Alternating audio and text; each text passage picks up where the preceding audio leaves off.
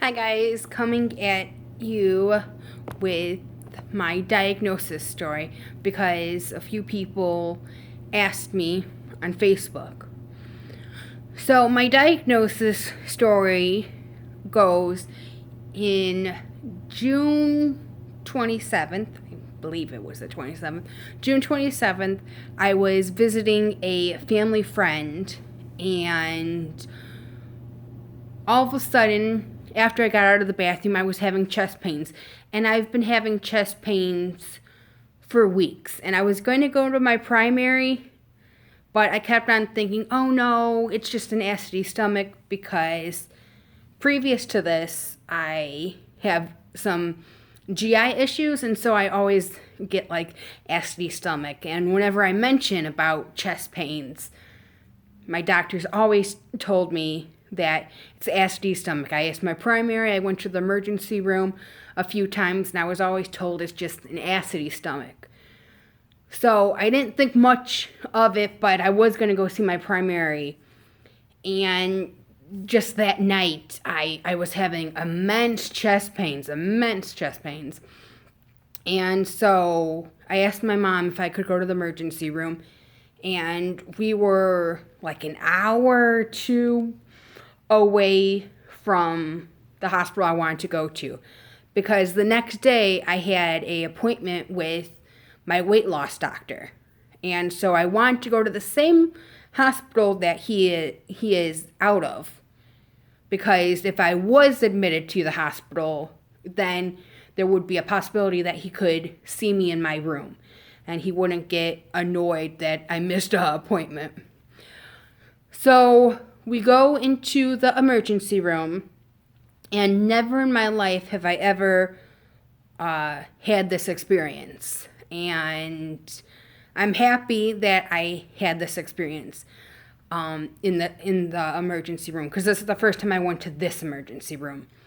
Usually when I say I'm having chest pains, or arm pains or anything, I'm kind of brushed off. And I'm not exactly sure why, but it seems like a lot of medical people don't believe that I'm having chest pains or shoulder pains and stuff like that. I don't know why. They just kind of brush me off, which is very very frustrating.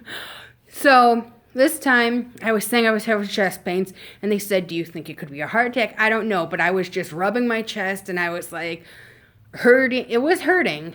And so they rushed me in extremely fast, and I've never been rushed in extremely fast. I always have to wait like an hour to see anybody. So this was a whole different experience for me, and they rushed me into the room, and like 5 people came in, and they took my shirt off, and they put the MRI, the sticky pad things on me, and they checked, and they drew my blood and all this kind of stuff, and they said, "You didn't have a heart attack, you didn't have a stroke, you're good on that, but we want to know why you're having these immense chest pains, because that's not cool. We need to find out."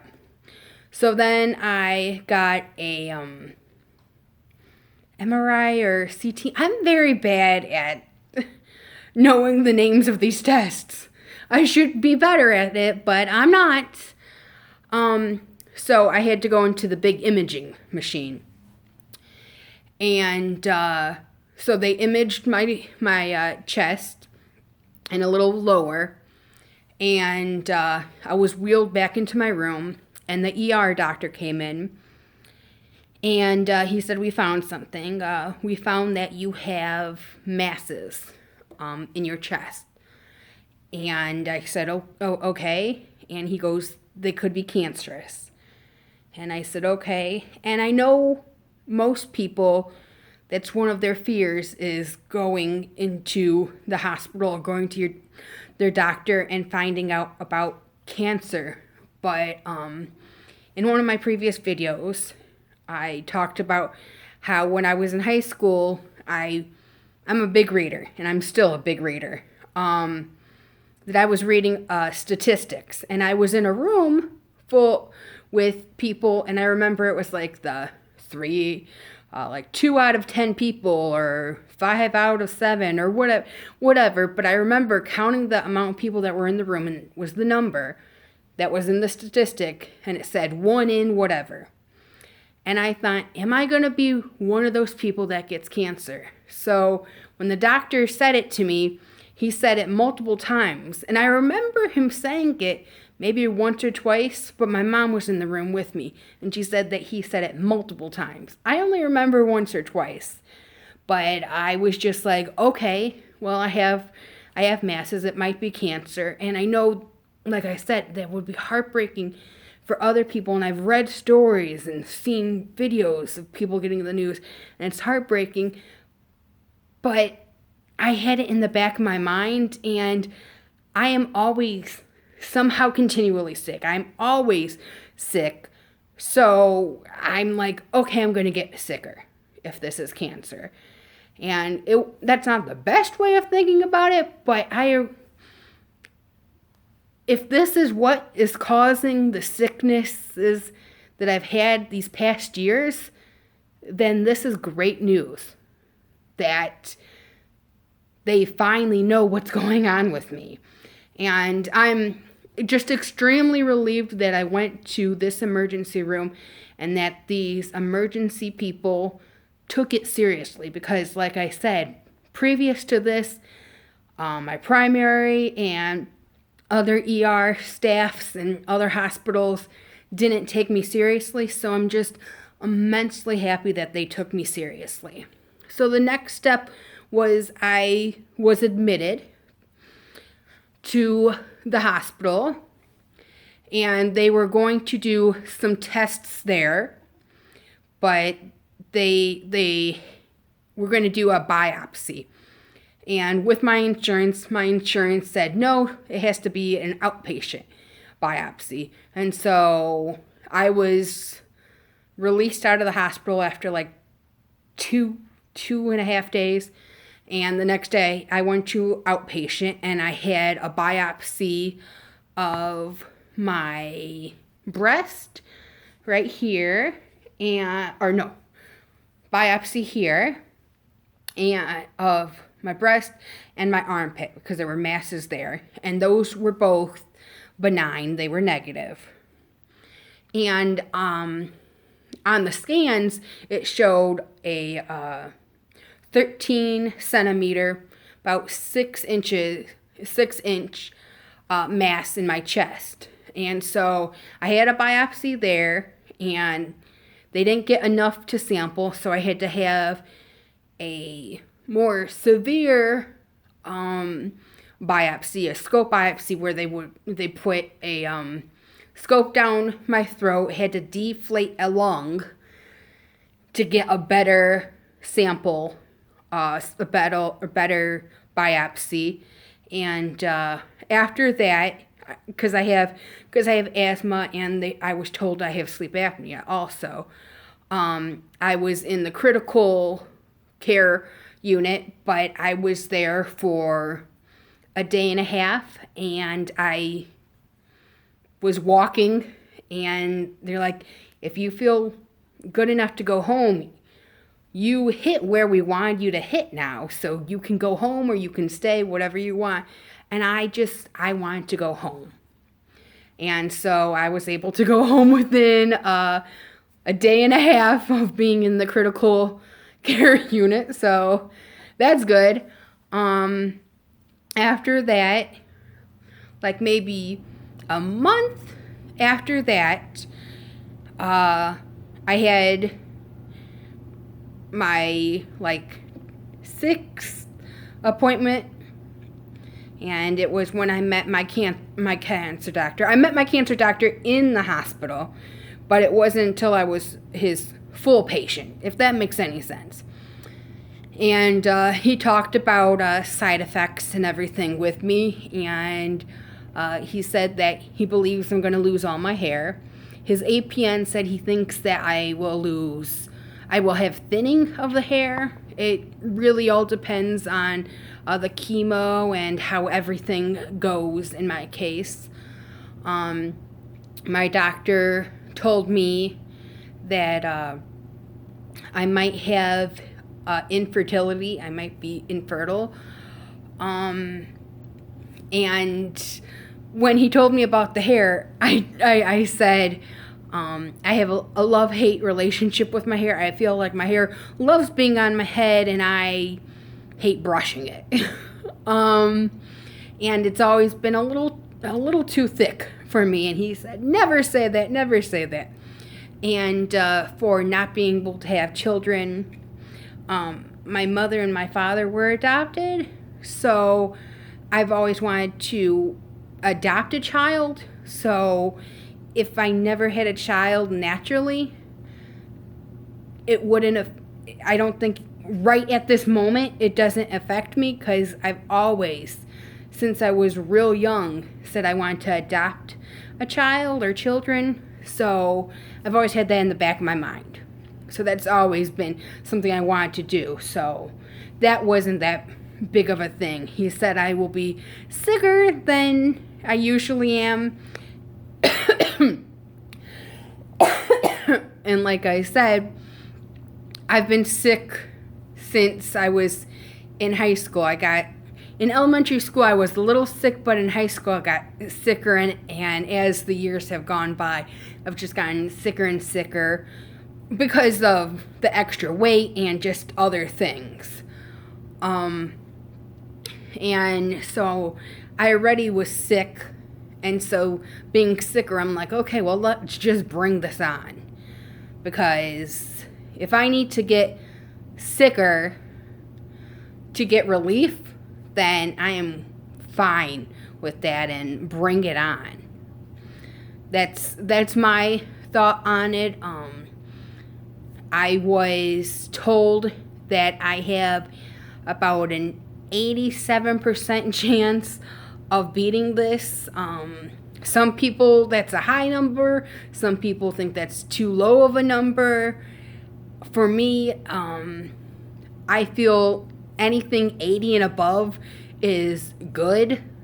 The stage that I am in is between a stage 2 and a stage 3 AX, and A means you could either be an A or a B, and an A means that you don't have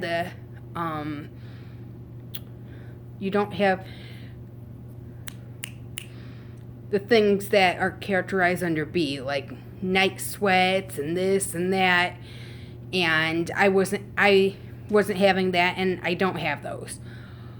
And then X is because the mass is 10 centimeters or bigger. So that's why it's an X. That's why it's AX. And some people were really hoping, a lot of my friends were really hoping that I wasn't going to get staged. I was going to get pre-staged, because there's, stage 1, 2, 3, 4, and pre-stages or something. And I was hoping that too, but whatever. Like I said, I have an 87% chance of beating this, and I'm just happy with that. I've had 2 chemos so far, and I feel fine right now. And I'm going to have 12 treatments. So I've already done 2, 10 more to go, and if the 10 are like this, then we shouldn't have any problems. If they get rougher, they get rougher. I just take it day by day. I have the Lord to help me, and I have friends and family there for support, and I could be scared and crying about this, or I can just take it day by day.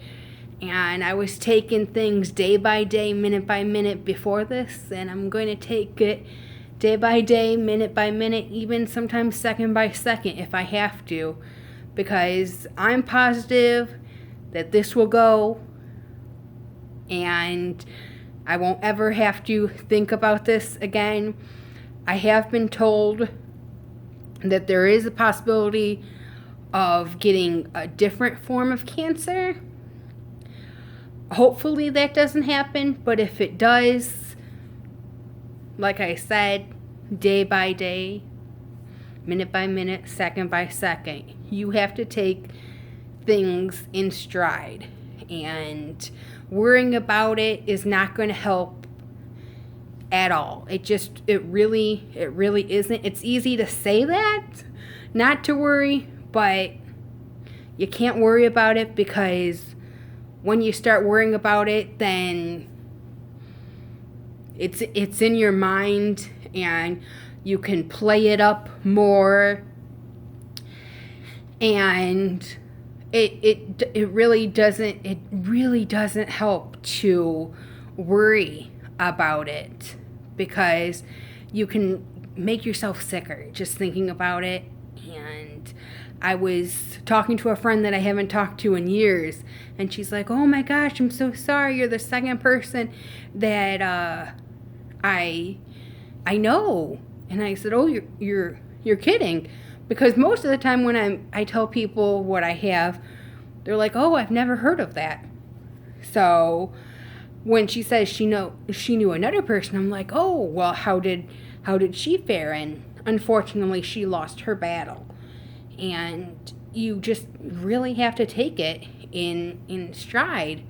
And I know that my beliefs are going to help carry me through this. And like I said, I know that I have friends and family that are there for support. And if I need to lean on them more, then I will lean on them more. And just to have a loving support system around you, and use the resources that are given to you. I have a cancer center that I go to. There's a research center. There's online support groups and mentors, and just leaning on that support will help immensely. It will help immensely. Before this diagnosis, I was more pessimistic about things, and since this diagnosis, I have been optimistic about a lot of things. And some people are like, "You can't be too optimistic," but no, you can be as optimistic as you want, because you are the one facing this. And though people are helping you, you are the one that is facing this. And being positive is going to help you immensely. And people keep on telling me that. And they're like, you keep on being positive, and you keep on being that light and sunshine and whatever brightness that you want to be, because it's helpful. And I am doing these videos so other people will know some things and not be as scared, because you have to be positive about it. And you just really have to be positive about it and think of the positives and not the negatives, which is hard to do, because there are some things like I was talking to somebody, and they were stage 4, and they had some blood issues, and they said, I had a great support system, and I did what the doctors are telling me to do, and the medications and all this kind of stuff, and she has been cancer-free for 5-10 years, and that's, she was stage 4, and she had blood issues, and she made it through. And she had I think it was liver cancer. She had liver and colon cancer, and she survived both of those. And so you keep on being positive, and you listen to your doctors, and you take your medications. And I say that And I remember thinking, oh no, how am I going to do these medications? Because I have the hardest time swallowing pills. I can't swallow pills. I've tried immensely, and I can't swallow pills. And so we had to find the medications that were either dissolvable or chewable or grindable. And all my medications that I take are either dissolvable in my mouth or can be crushed or are liquids. So, and some of them have like not the best taste, but they all go in, and I have never had any side effects after taking the medications. So I'm super happy about that also, because that was one of my biggest things was, oh no, am I going to have, are they going to have to find some sort of way to get this in me because I can't swallow pills? And they had ones where you could crush and stuff, and I'm like, great, and it's just really awesome. So I'm really happy about that. So I do hope these videos are helping, because I feel like they're helping me just get the information out there. And so I hope it is helping other people too. And if you have any questions, if I can help in any way, write a comment down below. And if it's more of a private question, then just tell me and I will write you. And I will try and help if I can. I hope you guys are having a super awesome day. Alrighty then. Bye-bye.